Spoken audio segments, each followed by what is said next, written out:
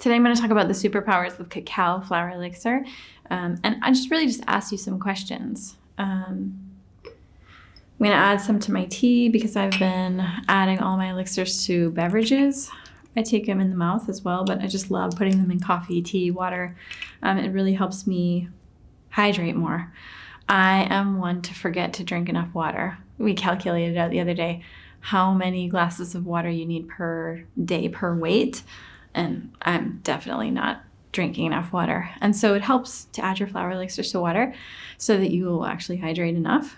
But one of the aspects of cacao flower elixir is to really get a deep understanding of your basic needs. And so some of the questions that I have for you today are, what are the beverages, for example, that nourish you the most? Do you do lemon water in the morning? Do you have a special drink, a smoothie, Chinese tea, Korean tea, herbal tea, something like rasa adaptogen tea, coffee? What are those beverages that nourish you the most?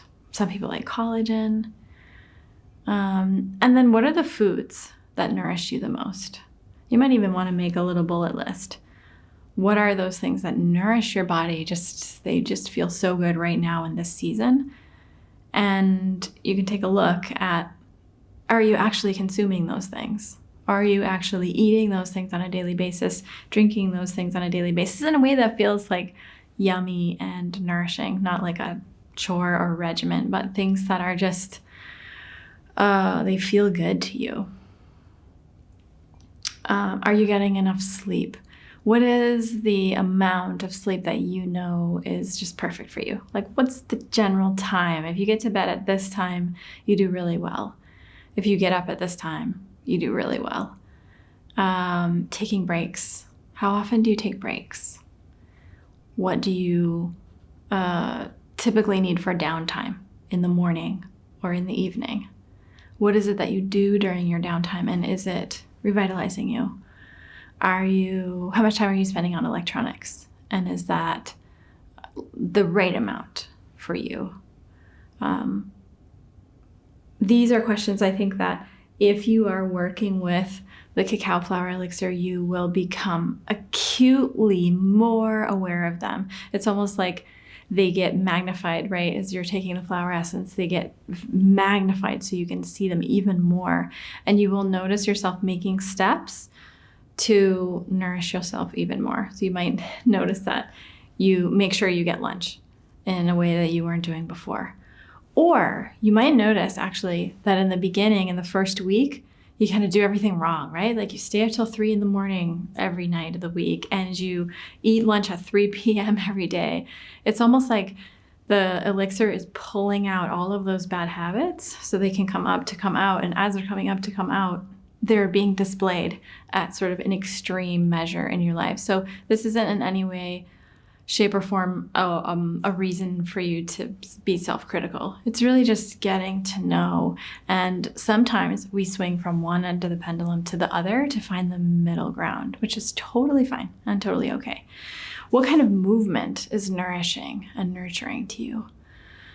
During the first week of working with the cacao flower elixir, I personally came to this realization. I had been running 2 miles every morning, and it was kind of, I really just started it like, I just need to move, and I want to be in the neighborhood, and I want to be seeing the flowers, and I just want to pound on the pavement. And after a week of taking the cacao, I realized, there's a different way to do this. I can make this my meditation. I can make this my body awareness practice. I can make sure that every step I take, rather than it being impactful and messing up my joints, people say that oftentimes if you run, it's really hard on your joints if you're running on pavement or hard ground. I can actually, with awareness, make this practice be really nourishing for my body. So as I'm running, every step I take in the morning, I'm allowing it to jostle my pelvis and my hips and my lower back even more into place. And I consciously, every step I take, it's like I try to relax my body even more and more and more and more. And I really closely observe when does my body kind of want to slow down? When do I want to stretch? When do I really want to express some intensity and kind of pound it out a little? And just really trusting that my body knows exactly what it needs to be at optimum performance. And sometimes we need a break. And sometimes we need to really push it. And just trusting that my body will show me if I'm really paying attention.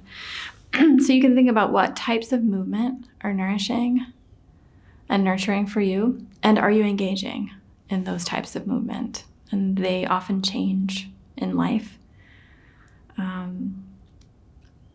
So if I were to wrap this all into one package, really one question at the end of the day, it is, what are those practices that you are engaging in? What beverages, foods, sleep, electronics use, movement, meditation, quiet time, downtime? What are those practices that you are engaging in that are nourishing to you?